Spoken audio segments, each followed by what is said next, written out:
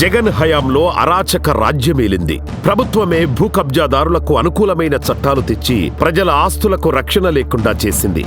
రాత్రికి రాత్రే తమకు తెలియకుండానే తమ ఆస్తులు ఇంకెవరో ఆధీనంలోకి వెళ్లిపోతే న్యాయం చేసే నాథుడు లేక వారెందరినో జగన్ ప్రభుత్వంలో చూశాం.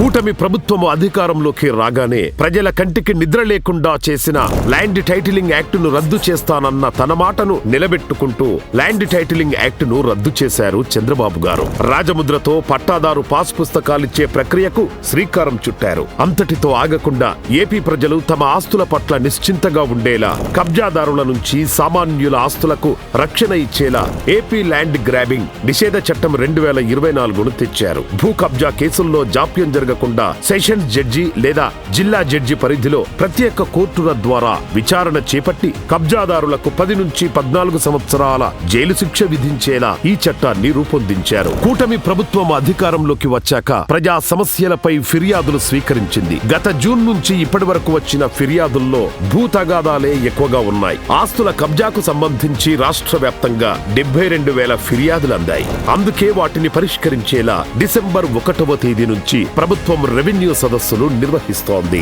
గ్రామ మండల స్థాయి సభల ద్వారా ఫిర్యాదులను స్వీకరిస్తారు. ప్రతి ఫిర్యాదును ఆన్లైన్ లో నమోదు చేసి విచారిస్తారు. 45 రోజుల్లో పరిష్కారం చూపిస్తారు. మీ ఆస్తుల రక్షణ కోసం ఇంతటి చిత్తశుద్ధితో కృషి చేస్తున్న ఇలాంటి మంచి ప్రభుత్వం కూడా ప్రజల ఆస్తి వంటిదే. అందుకే ఈ ప్రభుత్వానికి అన్ని వేళలా అండగా ఉందాం.